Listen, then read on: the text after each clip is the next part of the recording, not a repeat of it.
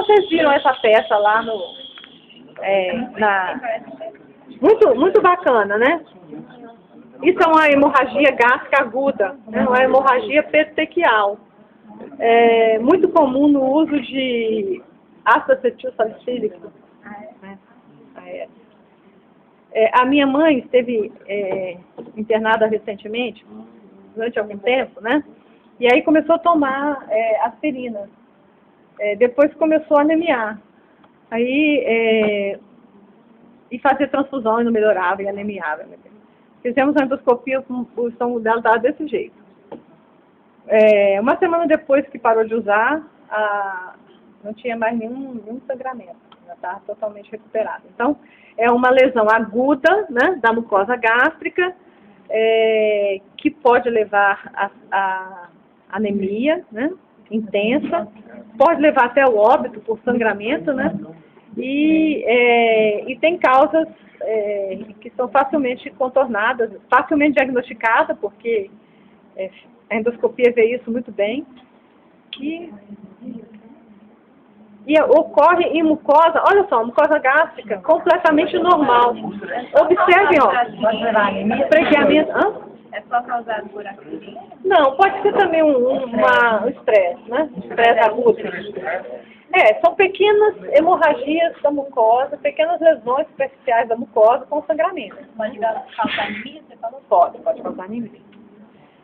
Olha só como esse estômago é normal. O pregueamento desse estômago é totalmente normal. Aqui no fundo, né? Aqui no corpo e aqui no antro. Aqui é a parte do duodeno, né? Já passou para o duodeno, que também tem o sofre de hemorragia. Então, esse é um estômago cuja mucosa era previamente saudável. Ao contrário desse estômago, né?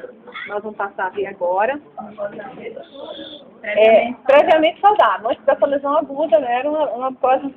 Esse estômago tem uma mucosa totalmente aplanada, né? O pregueamento normal dela pode ser visto aqui no fundo, ó. Então, nós podemos dizer que o fundo é normal, mas a partir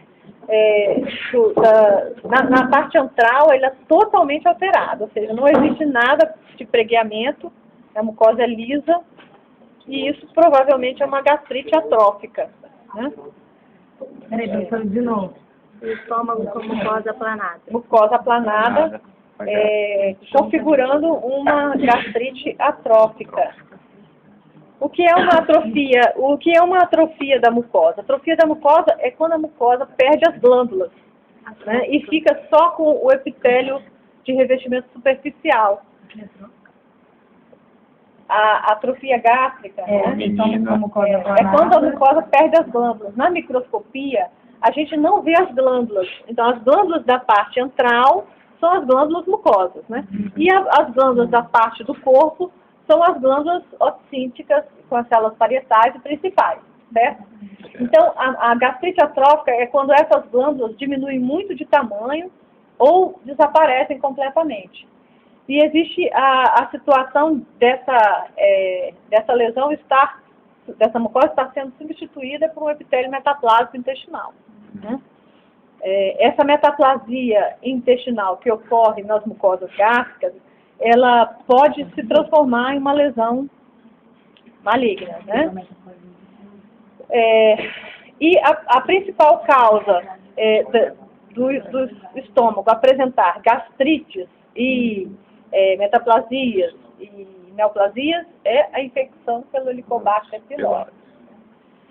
A infecção pelo Helicobacter, ela costuma acontecer desde a infância. Então, uma pessoa que esteve na infância infectada, passou toda a adolescência infectada e nunca teve um diagnóstico, né? Ou não tinha sintomas, ou não dava importância aos sintomas. Não ia procurar o médico, não fazia uma endoscopia e não tinha diagnóstico. De repente, a gente pode descobrir um paciente com uma neoplasia já instalada, né? Aos 40 e poucos anos, 30 e poucos anos, 20 e poucos anos de idade.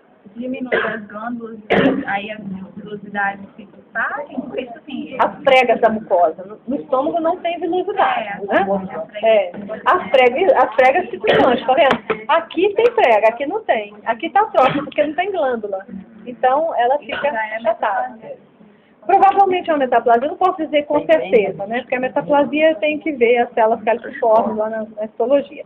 Existe a atrofia gástrica sem metaplasia, né? Mas é no contexto mais de umas gastrites linfocíticas, né? Gastrites autoimunes, que são linfocíticas e não por Helicobacter pylori. São mais raras, bem mais raras do que gastrite por Helicobacter pylori. Bom, a outra complicação do estômago são as lesões neoplásicas, né? Esse aqui tem a gastrite e tem a neoplasia, essa peça. Um adenocarcinoma da região antropilórica, né? Aqui, ó. Um adenocarcinoma da região antropilórica, uma lesão estenosante, né? Então, vocês observam que existe pouca passagem, a única passagem do alimento que tem esse pedaço aqui, porque estava fechado, né? Então, as lesões gástricas antrais geralmente são, assim, estenosantes e causam obstrução gástrica. Não, a lesão não vem de fora para dentro. A lesão, ela, aqui, deixa eu ver, tinha outra peça. Deixa eu ver se é essa.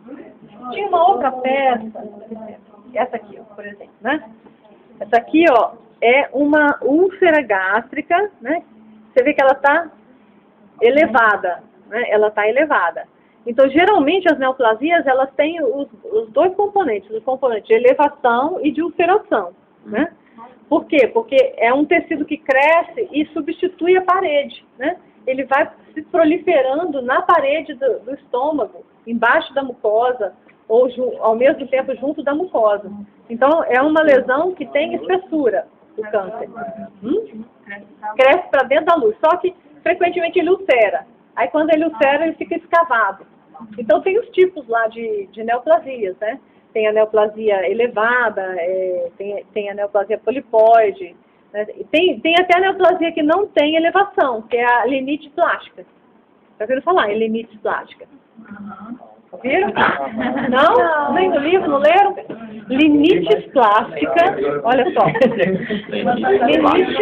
Limites plástica é uma forma de câncer gástrico infiltrativa, basicamente infiltrativa. Então, a neoplasia cresce pouco na mucosa e ela infiltra muito precocemente as camadas profundas da parede do estômago. E ao mesmo tempo que ela infiltra profundamente, ela infiltra também quase toda a parede gástrica.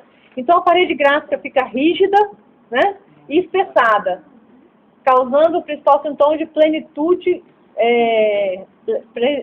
gástrica precoce. Qualquer coisa que a pessoa coma ou beba, né, porque o estômago perde a elasticidade, né, porque a parede está toda infiltrada por uma neoplasia. Geralmente a infiltração não é por grandes glândulas, né? São por pequenas células isoladas ao longo de toda a parede. Então, tem essa lesão aqui, né? Tem essa lesão aqui. Essa lesão não está muito legal porque ela está, né? Mas a úlcera está aqui, ó.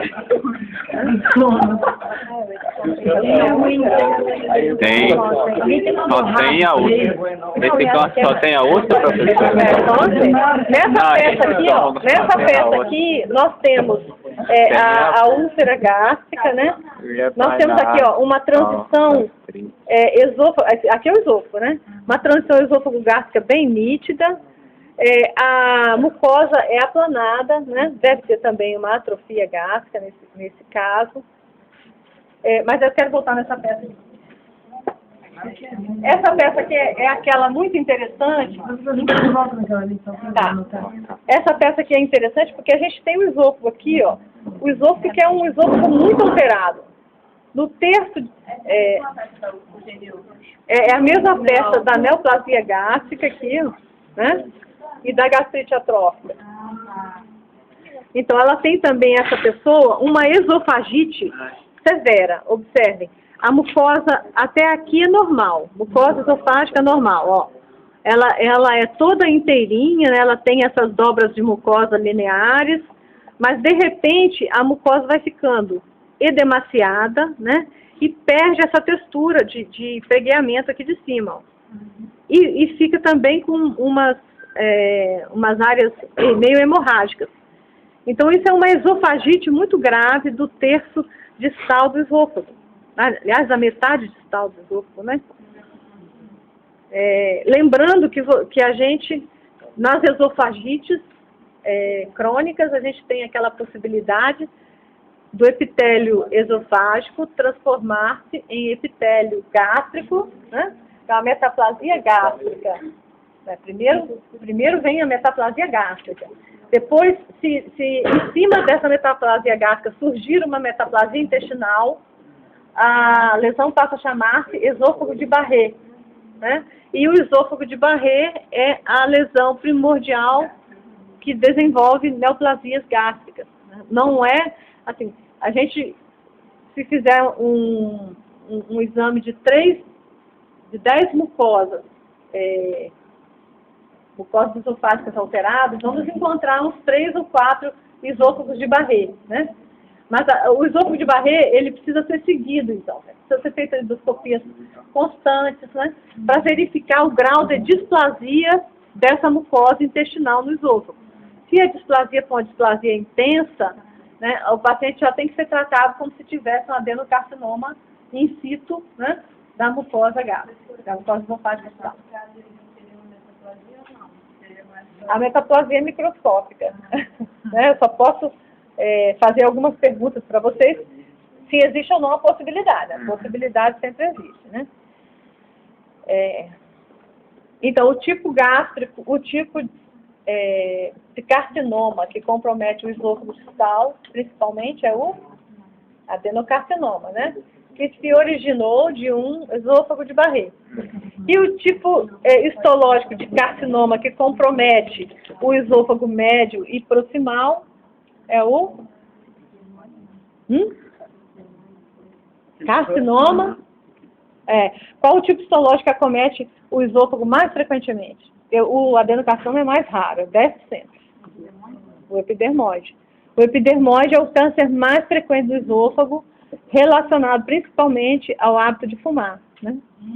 Porque além de fumar, a gente deglute também a saliva, né, impregnada daquelas 1.000 e tantas, 4.000 e tantas substâncias encontradas no cigarro, proximal e médio, né?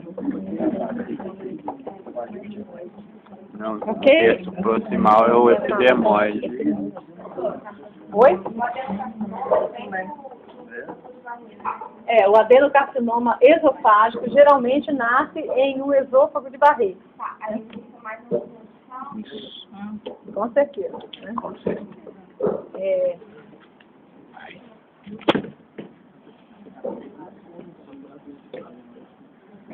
O que mais vocês querem saber?